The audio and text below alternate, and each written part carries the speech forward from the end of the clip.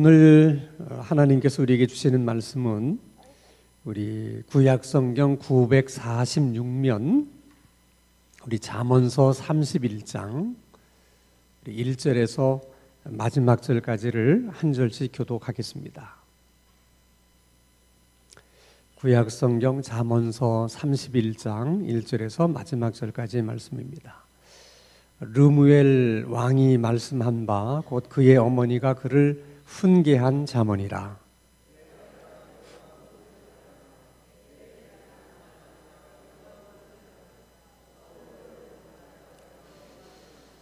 내 힘을 여자들에게 쓰지 말며 왕들을 멸망시키는 일을 행하지 말지어다.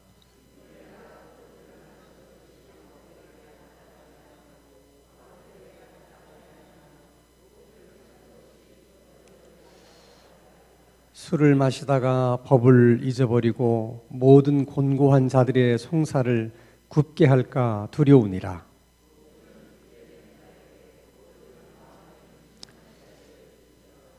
그는 마시고 자기의 빈궁한 것을 잊어버리겠고 다시 자기의 고통을 기억하지 아니하리라.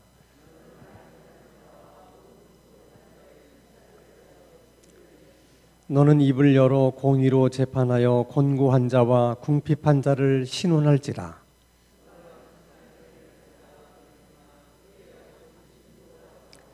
그런 자의 남편의 마음은 그를 믿나니 산업이 핍절하지 아니하겠으며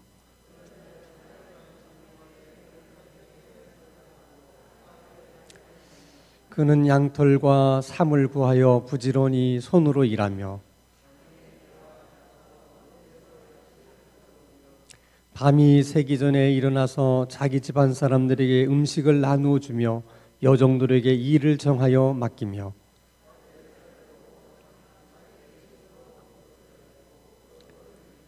힘있게 허리를 묶으며 자기의 팔을 강하게 하며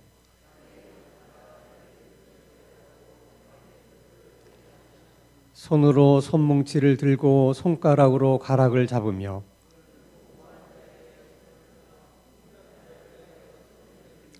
자기 집 사람들은 다 홍색 옷을 입었으므로 눈이 와도 그는 자기 집 사람을 위하여 염려하지 아니하며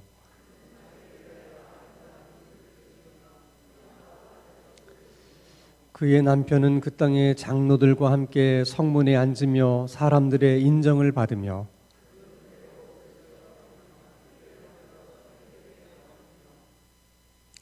능력과 존귀로 옷을 삼고 후일을 웃으며 자기의 집안일을 보살피고 게을리 얻은 양식을 먹지 아니하나니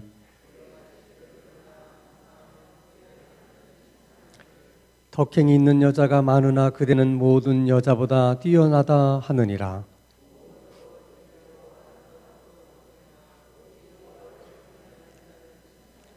31절 다 함께. 그 손의 열매가 그에게로 돌아갈 것이요 그 행한 일로 말미암아 성문에서 칭찬을 받으리라. 아멘. 잠언서 31장은 잠언서의 마지막 장의 말씀이죠. 근데 그 내용은 한 여인이 자신의 아들에게 준 훈계, 교훈하는 내용으로 되어 있습니다. 우선 1절과 2절 말씀을 한번 보면 르무엘 왕이 말씀한 바 곧 그 어머니가 그를 훈계한 잠언이라. 내 아들아 내가 무엇을 말하랴. 내 태에서 난 아들아 내가 무엇을 말하랴. 서원대로 얻은 아들아 내가 무엇을 말하랴. 그러니까 그 한 어머니가 르무엘이라고 하는 왕에게 준 이제 일종의 교훈인데요.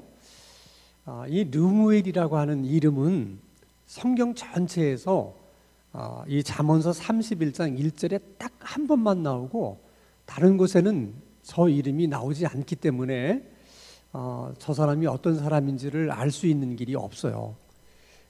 미루어 짐작하건대 아마 그 르무엘이라는 왕이 아버지가 일찍 돌아가셔서 어린 나이에 아마 왕이 되지 않았는가. 그래서 그 어머니가 그 자기 아들이 왕이 된 후에 정말 모든 사람이 바라는 좋은 임금이 되기를 바라는 마음, 우리가 흔히 하는 대로 성군이 되기를 바라는 그런 마음으로 이제 아들에게 여러 가지 교훈을 하는 거예요. 뭐 세상에 어떤 어머니가 자기 낳은 자식이 잘 되지 않기를 바라는 부모가 있겠습니까? 다 좋은 자식이 되기를 바라고 다 잘 되기를 바라지만은 어떻게 해야지 정말 좋은 자식이 되고 또 잘 되는 자식이 되는지 그 방법을 모르는 것이 문제죠. 그래서 우리가 이렇게 잠언서 31장에 나온 이런 말씀의 내용들을 가지고 자식들을 우리가 어떻게 교훈하고 또 어떻게 훈계하고 이제 가르쳐야 되겠는가 하는 것들을 이제 우리가 배우게 되는 것입니다. 자, 네 가지를 이 아들에게 이제 훈계로 주는데요. 첫 번째는 3절입니다. 내 힘을 여자들에게 쓰지 말며 왕들을 멸망시키는 일을 행하지 말지어다. 그러니까 한마디로 우리식으로 얘기하면 여자에게 빠지지 말라 하는 훈계를 한 거예요. 특별히 왕이기 때문에 저럴 가능성이 많은 거죠. 여자에게 빠질 수 있는 가능성이 많이 있는 것입니다. 성경에도 보면 대표적인 예가 이제 솔로몬 왕이에요. 성경에 보면 시작은 미약하였지만은 나중이 창대케 되는 인물도 있고 시작은 창대했는데 나중은 미약해 되는 그런 인물도 있어요. 근데 솔로몬의 경우는 이제 후자에 속합니다. 그는 전무후무한 하나님의 지혜를 주신 그런 지혜를 갖고 산 사람이잖아요. 대단한 사람이죠. 또 그가 한 일 가운데 가장 중요하고 큰 일은 하나님의 집인 성전을 건축했다는 거예요. 이건 다윗 왕도 그렇게 하고 싶었지만은 할 수 없었던 일을 솔로몬이 해낸 거거든요. 그러니까 정말 그것만 보더라도 대단한 인물이죠. 근데 솔로몬도 그 말로는 그렇게 좋지를 않았어요. 그 이유가 어디에 있었느냐? 여자에게 빠지는 일 때문에 그렇게 된 거예요. 그래서 열왕기상 11장 1절에서 3절을 보면 솔로몬 왕이 바로의 딸 외에 이방의 많은 여인들을 사랑했다. 모압의 여인을 사랑했고 암몬의 여인을 사랑했고 에돔의 여인을 사랑했고 시돈의 여인을 사랑했고 헷 여인을 사랑했다. 그러니까 뭐 여러 그 나라의 여인들을 사랑했다는 거죠. 자, 여호와께서 일찍이 여러 백성에 대하여 이스라엘 자손에게 말씀하시기를 너희는 그들과 서로 통혼하지도 말며 그들도 너희와 서로 통혼하게 하지 말라. 그들이 반드시 너희의 마음을 돌려 그들의 신들을 따르게 하리라 하셨으나 솔로몬이 그들을 사랑하였더라. 자, 하나님은 이미 경고를 하셨어요. 이방 여인들과 네가 사랑하게 되면 그 여인들이 너의 마음을 이렇게 돌려놓을 수 있을 가능성이 많기 때문에 그렇게 되면 안 된다. 그러니까 절대로 이방 여인을 사랑하지 말고 이방 여인을 취하지 말라. 이렇게 하나님이 경고했음에도 불구하고 솔로몬이 그렇게 하지 못했다는 거예요. 왜 그러냐?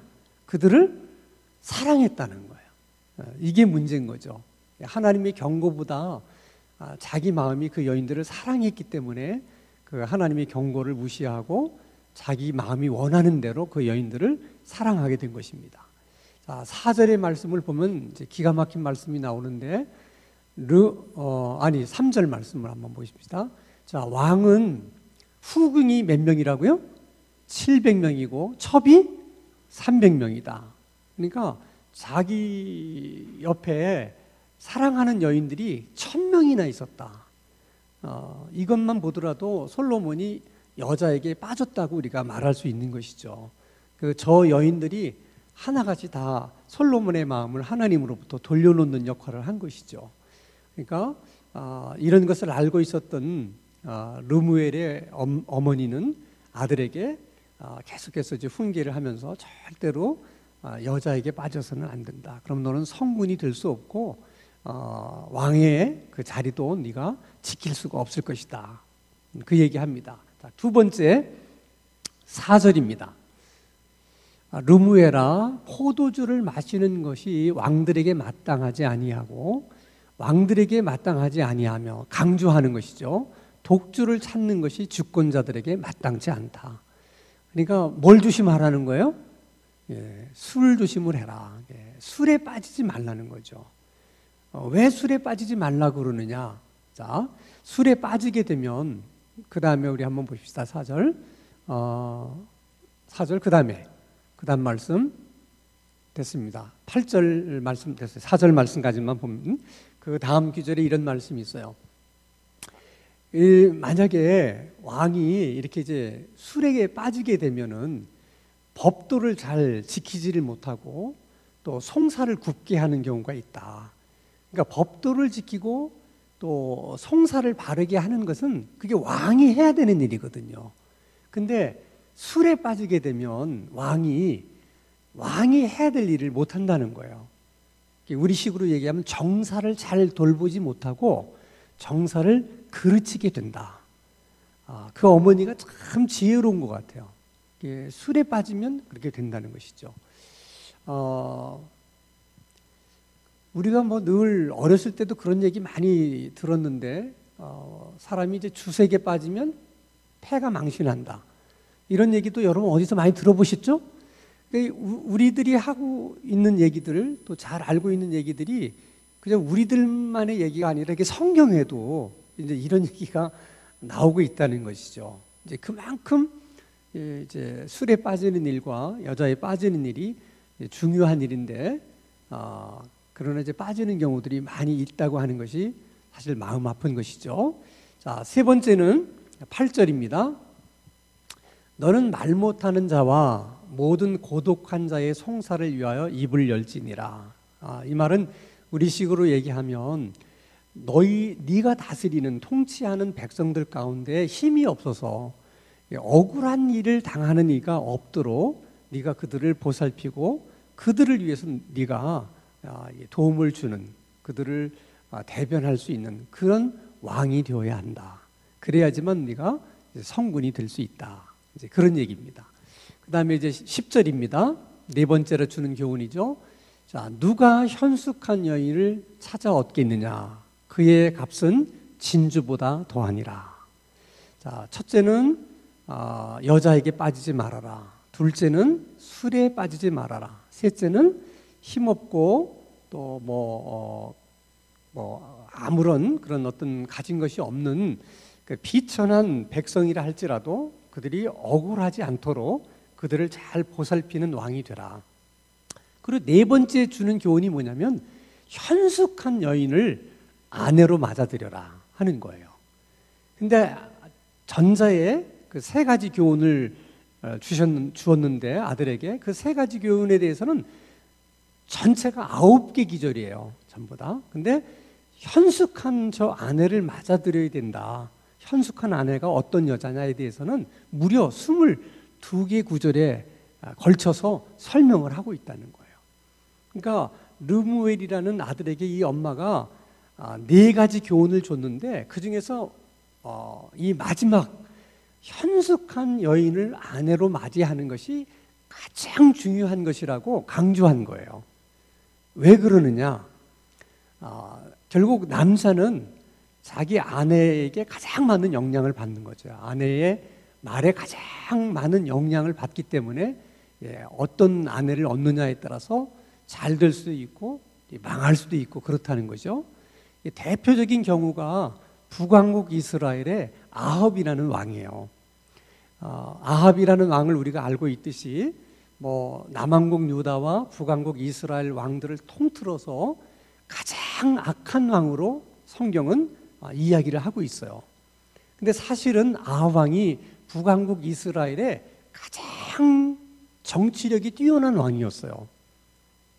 공교롭게도 가장 악한 왕이었던 아합 왕 시절이 북왕국 이스라엘 때는 가장 번성하고 가장 강했던 시기였어요. 그러니까 아합 왕이 굉장히 정치적인 그런 능력이 있는 왕이었는데 뭐 때문에 망하느냐? 결혼 한번 잘못한 것 때문에 망하는 거예요. 그래서 열왕기상 21장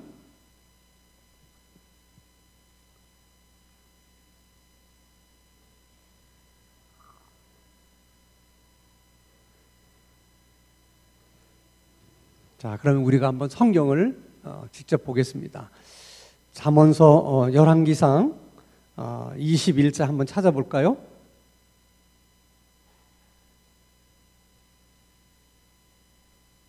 (25절) 말씀, 열왕기하 21장 25절 한번 큰 소리로 같이 한번 읽어보겠습니다. 시작.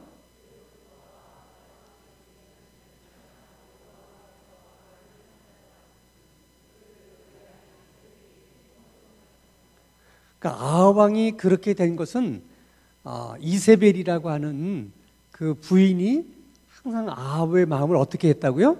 충동질 시켰다는 거야. 자꾸 이렇게 해라, 이렇게 해라.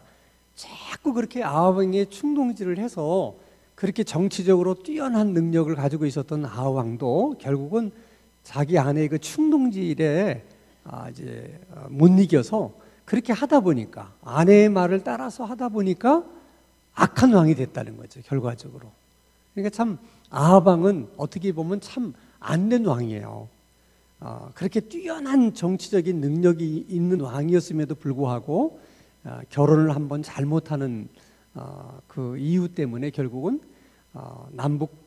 남왕국 유다와 북왕국 이스라엘을 통틀어서 가장 악한 왕으로 오명을 남기게 되는 그런 왕이 되게 된 것이죠. 자, 그러면 지금 그 르무엘 그 어머니가 생각하는 현숙한 여인, 그 현숙한 아내란 어떤 여자를 말하는 것일까? 몇 가지를 얘기를 하고 있어요. 자, 잠언서 31장 11절과 12절 말씀을 보면, 첫째는 그런 자의 남편의 마음은 그를 믿나니 산업이 핍절하지 아니하겠으며. 자, 우선 11절에서 말씀하는 건 뭐냐면, 남편에게 믿음을 주는 아내가 그것이 현숙한 아내라는 거예요. 이게 어떤 아내가 좋은 아내냐? 남편에게 믿음을 주는 아내, 남편이 믿을 수 있는 아내라는 것이죠.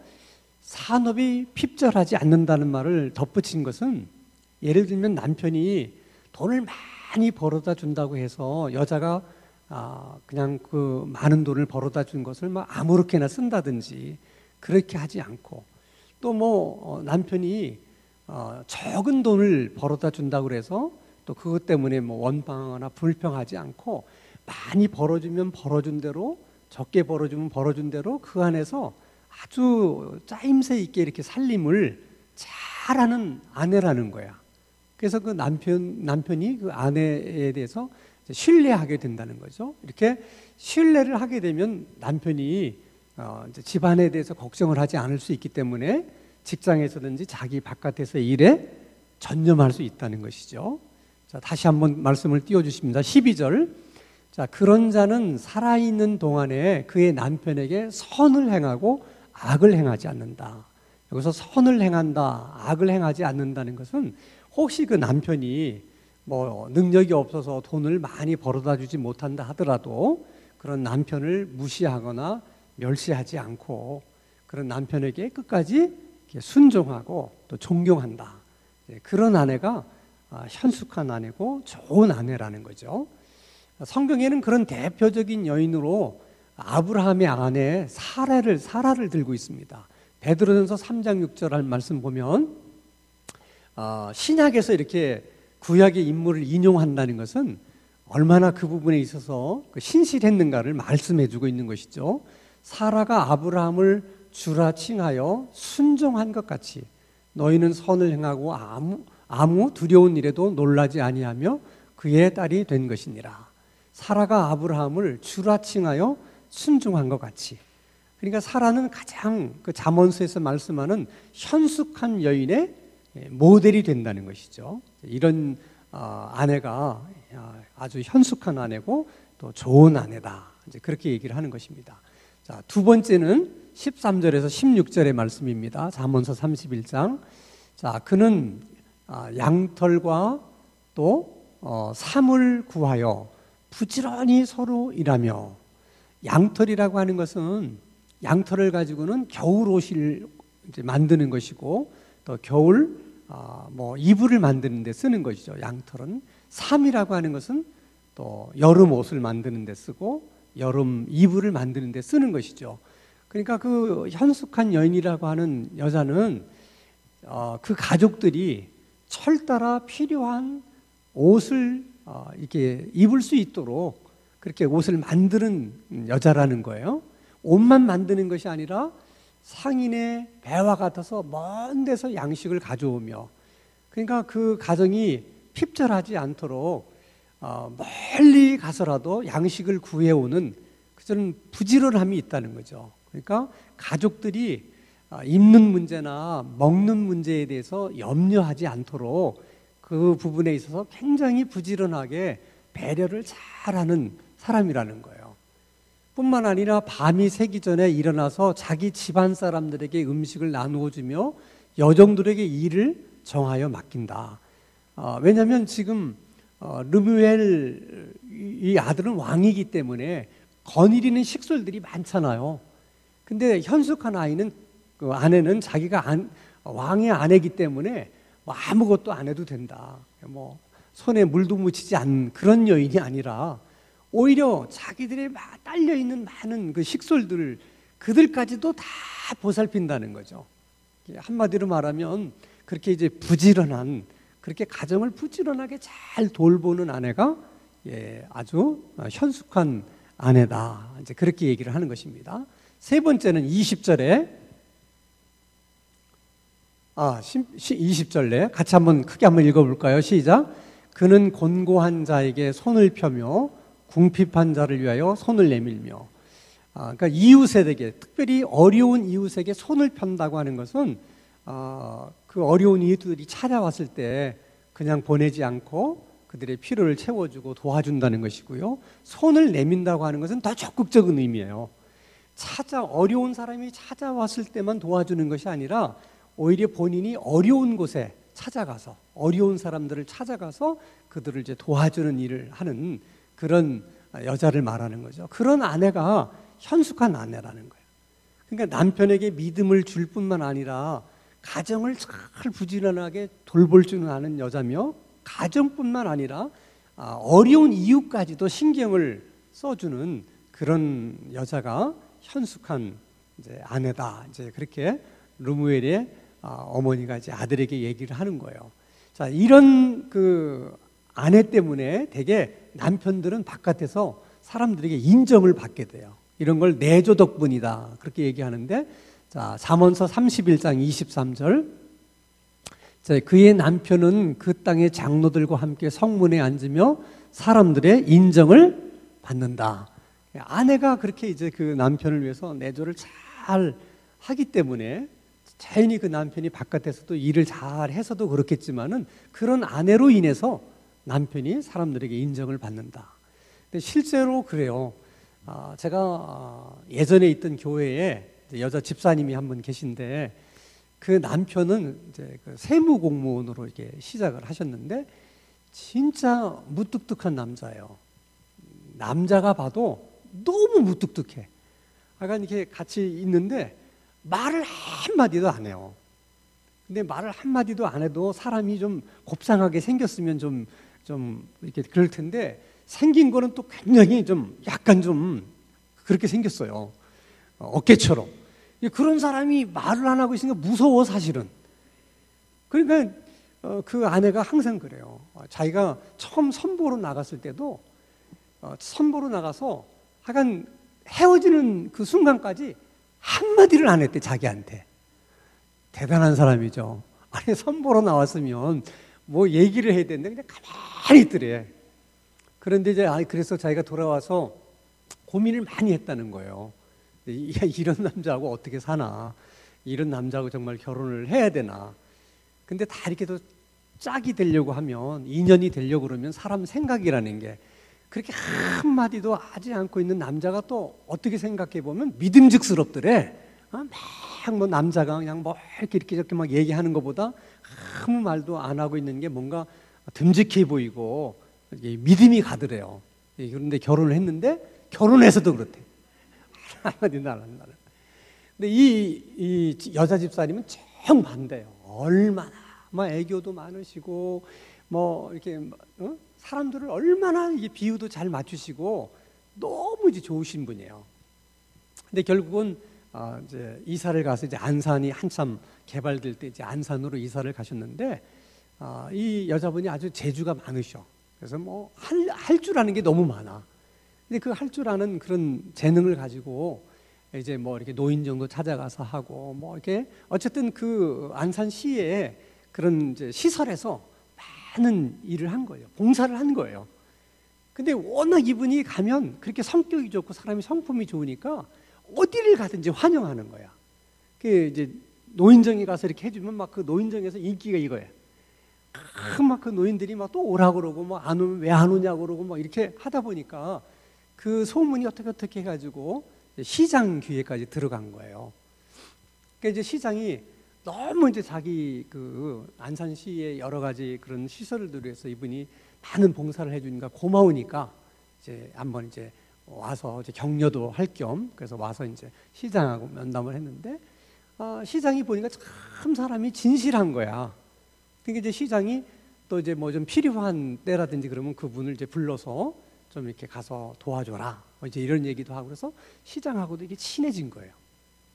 근데 사실 그 남편은 워낙 그렇게 무뚝뚝하니까 뭐 그게 뭐 직장에 간다고 그래서 뭐 변하겠어요? 직장에서도 그렇게 직장 생활을 하니까 뭐 그냥 말년 그냥 뭐 공무원이죠. 뭐 그렇게 사실은 그만둘 수밖에 없는 사람인데 그 시장이 그 여자 집사님에 대해서 너무 이제 잘 보고 또 그동안 시를 위해서 많이 이렇게 도와준 것에 대해서 감사한 마음이 있어서 시장직을 그만두면서 마지막으로 잘한 일이 뭐냐? 그 남편을 동장으로 승진시켜줘가지고 그만둔 거예요. 그러니까 그 여자 집사님이 나하고 이제 얘기하면서 그 얘기하는 거야. 그 시장이 이제 너무 자기에 대한 고마운 마음이 있어서 사실 자기한테는 한마디 귀띔도 안 해줬지만은 자기가 시정을 그만두면서 자기 남편을 동장을 이렇게 승진시켜줘서 그래서 그나마 동장으로 공무원 끝내게 됐다. 이제 그런 얘기를 해요. 그 남편은 정말 잠언서에서 말하는 현숙한 여인을 얻은 거예요. 정말 믿음도 좋고 여러 가지로 그 덕에 이렇게 이제 인정을 받게 된 것이죠. 자, 그러면 이제 우리가 이제 이 현숙한 여인이라고 하는 것은 또 어떤 여인을 말하는 거냐? 자, 28절과 29절 말씀을 보면 그의 자식들은 일어나 감사하며 누가? 그 어머니에게 그의 남편은 칭찬해요. 누구에게? 그 아내에게. 덕행 있는 여자가 많으나 그대는 모든 여자보다 뛰어나다 하느니라.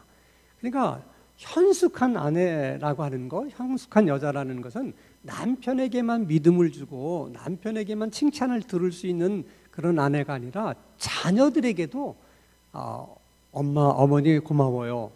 어머니 감사해요. 이렇게 자녀들이 감사할 수 있는 그런 어머니가 현숙한 아내다. 이제 그런 얘기예요. 그런 어머니들이 사실 주변에는 많아요. 그렇죠? 우리가 잘 아는 두레교회 김진홍 목사님도 이런 간증을 했어요. 자기가 이제 막 인생의 회의를 가졌을 때 막 그냥 방탕하게 막 이렇게 하다가 어느 날 이래서는 안 되겠다. 이제 그것도 어머니의 기도가 많이 있었기 때문이긴 합니다만은 마음을 먹고 이제 공부하려고 이제 철이 없죠. 집안 형편이 어려운지도 모르고 자기 엄마에게 나 이제부터 마음 잡고 공부할 테니까 참고서 살 돈을 좀 달라. 그 말을 듣고 어머니가 아무 얘기도 안 하고 바깥으로 나가시더래. 나가셔가지고 저녁 늦게서에 들어오셨대요. 그러면서 참고서를 사라고 돈을 자기께 줬대. 근데 이제 어머니가 이제 주무시는 모습을 보니까 이 수건을 두르고 주무시더라는 거야. 근데 한 번도 그런 적이 없으셨는데. 그래서 나중에 알고 보니까 바깥에 나가서 아들이 마음 잡고 공부하겠다는데 참고서를 사줘야 되니까 누구한테 좀 돈을 빌리려고 나갔는데 돈을 빌리질 못한 거예요. 그래서 할 수 없어서 어떻게 했겠어요? 자기 머리를 잘라가지고 그 돈으로 아들에게 참고서 살 돈을 준 거예요. 김진웅 목사가 자기 어머니의 그 모습을 보는 순간에 내가 죽기 살기로 내가 공부를 해야 되겠다. 그런 결심을 하게 됐다는 거예요. 자, 그러면 여러분 보세요. 남편에게 뭐 믿음을 주는 아내라든지 또는 자녀들에게 이렇게 감사하다는 말을 들을 수 있는 또 이웃들에게도 이렇게 이 모든 것의 공통점은 희생이에요.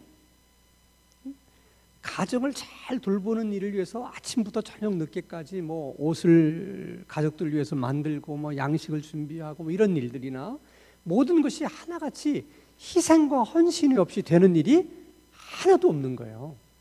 그러니까 현숙한 아내란 한마디로 말하면 희생이 많은 또 헌신이 많은 그런 아내, 자녀들을 위해서 희생을 많이 하는 엄마, 또 남편을 위해서 희생과 헌신을 많이 하는 또 이웃들을 위해서도 그렇게 하는 그러니까 헌신과 희생이 없이 되어지는 일이라는 것은 사실은 없는 거예요. 그러니까 아이들이 다 잘 됐다면 그냥 잘 된 법이 없어요. 반드시 어머님의 그만큼의 헌신과 희생이 있어서 그렇게 되는 거죠. 모든 것이. 그러니까 헌신이나 희생이라고 하는 것은 우리 생각에 그냥 미치는 것이고 손해보는 것이 아니라 내가 희생한 만큼 헌신한 만큼 누군가가 덕을 봐요. 그러니까 절대로 희생이라는 것은 손해보는 게 아니다. 그러니까 우리가 우리 머릿속에서 그런 생각을 지워버려야 돼요. 희생해봐야 나만 손해고 헌신해봐야 나만 손해다. 이렇게 생각하지 말고 나에게는 혹시 손해가 될지 모르지만 그것 때문에 자식이 잘 되고 남편이 잘 되고 또 이웃들이 잘 되고 다 잘 되는 것이죠. 그래서 이제 이 르무엘의 어머니가 결론으로 하는 얘기가 있어요. 결론으로. 그럼 네가 그 현숙한 여인을 아내로 맞아들여야 되는데 그런 현숙한 아내를 맞아들이기 위해서 네가 어떻게 해야 되느냐. 30절이 결론이에요. 자, 고운 것도 거짓되고 아름다운 것도 헛되나. 이 말에 여러분 다 동의하시죠? 그렇죠? 고운 것도 거짓되고 아름다운 것도 헛되나. 이것은 사람들이 뭐 아름다움이라든지 고운 것이라고 하는 것도 다 이렇게 이제 꾸미는 것이기 때문에 헛되다고 그럴 수도 있고요. 또 나이가 들면 아무리 젊은 날 곱고 아름다웠던 사람들도 그 아름다움이 다 없어지잖아요. 왕년에 정말 굉장히 우리들의 마음을 이렇게 설레게 했던 그 유명한 그런 그 미인 여자 배우들도 나중에 이제 나이 들어서 이렇게 보니까 아유 전혀 옛날 그런 모습이 전혀 없어요. 그러니까 사람이 나이가 들면 다 똑같다는 말이 비슷한 것 같아요. 다 이렇게 비슷해지니까. 그러니까 다 헛되다. 그런데 뭐가 진짜 중요하냐? 여호와를 경외하는 여자는 칭찬을 듣는다. 남편에게 듣고 자식에게 듣고 이웃에게도 듣고 하나님에게 듣는다. 그러니까 여호와를 경외하는, 여호와를 경외하는 사람이라는 게 한마디로 믿음이 좋은 사람을 말하는 거예요. 우리식으로 얘기하면. 근데 그 믿음이 좋다는 말을 우리식으로 그냥 뭐 가정도 다 돌보지 않고 남편 밥도 차려주지 않고 맨날 기도원에 가서 기도하는 여인이 믿음 좋은 여인이 아니라 남편을 위해서도 희생할 줄 알고 자식을 위해서도 희생할 줄 알고 또 가족을 위해서도 희생할 줄 아는 그런 여자가 믿음이 좋은 여자라는 거예요. 자, 근데 문제는 뭐예요? 하나님은 그래서 외모로 사람을 보지 않고 그 사람의 중심을 보잖아요. 하나님은. 근데 인간은 그게 힘들어요. 자, 창세기 6장 2절 말씀도 보면 인간이 타락하게 된 이유도 뭐예요? 하나님의 아들들이 사람의 딸들의 아름다움을 보고 자기들이 좋아하는 모든 여자로 아내로 삼는지라.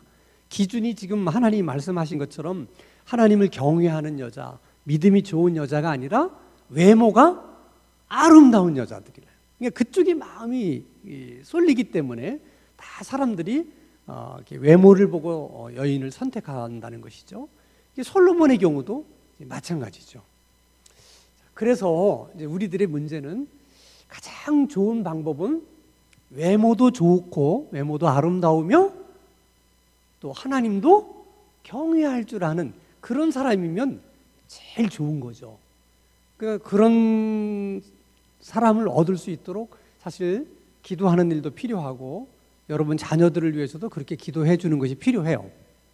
근데 만약에 이런 경우 외모는 뛰어나지 않지만은 하나님을 정말 잘 경외하는 사람과 외모는 뛰어난데 전혀 하나님을 경외하지 않은 사람 사이에서 선택을 해야 되면 어떻게 해야 되느냐? 요즘 젊은이들에게 물어보면 그냥 혼자 살래요, 이러는 경우가 많은데, 만약의 경우에 그래도 선택해야 된다면 이제 우리 크리스찬의 입장에서는 그래도 하나님을 경외하는 쪽의 사람을 선택해야 된다. 왜냐? 아름다움이라는 것은 저렇게 오래 가는 것이 아니라는 거죠. 결국 그 남편을 잘되게 하는 것은 외모가 그 남편을 잘되게 해주는 것이 아니라 하나님을 경외하는 그의 믿음, 그래서 헌신하고 희생할 줄 아는 그런 마음이 남편을 잘되게 해주는 것이기 때문에 궁극적으로는 그런 사람을 선택하는 것이 중요하다 하는 거예요. 그래서 이제 우리가 이런 말씀을 들으면서 혹시라도 결혼을 앞두고 있는 자녀들이 있다면 이제 우리 자녀들의 배우자를 위해서 우리가 어떻게 기도해야 될까 하는 것도 이제 생각해보고, 이미 다 결혼을 한 사람들은 이제 뭐 어떻게 되돌릴 수도 없잖아요. 그렇죠?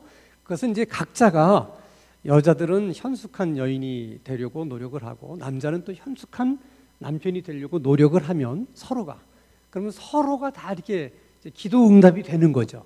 어떻게 보면 이제 그런 경우는 그렇게 되도록 우리가 이제 노력하는 길밖에 없다는 것입니다.